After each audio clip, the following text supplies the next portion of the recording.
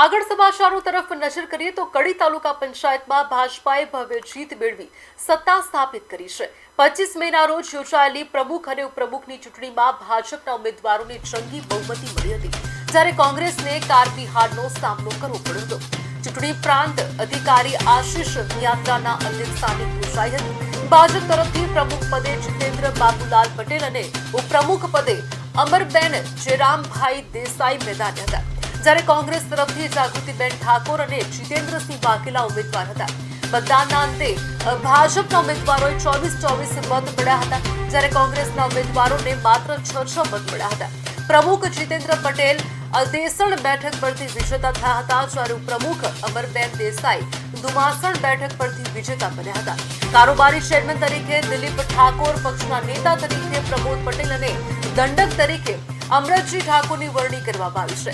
આ પ્રસંગે પૂર્વ નાયબ મુખ્યમંત્રી નીતિન પટેલ, રાજેન્દ્ર ચાવડા અને તાલુકા ભાજપ પ્રમુખ શૈલેષ ઠાકોર સહિતના અગ્રણીઓ ઉપસ્થિત રહ્યા હતા અને વિજેતાઓને મોઢું મીઠું કરાવીને શુભેચ્છાઓ પાઠવી હતી।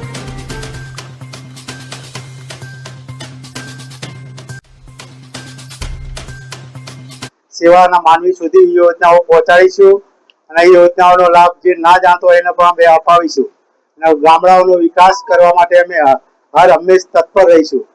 ગામડામાં વિશ્વાસમાં લઈ પક્ષ તરફ પાર્ટી તરફ લાવીશું માણસોને।